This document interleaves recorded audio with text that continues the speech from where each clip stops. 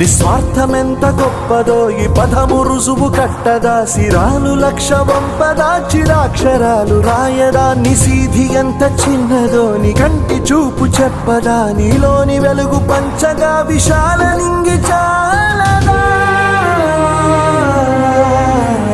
మనుష్యులందు నీ కథ మహర్షిలాగా సాగదా, మనుష్యులందు నీ కథ మహర్షిలాగా సాగదా.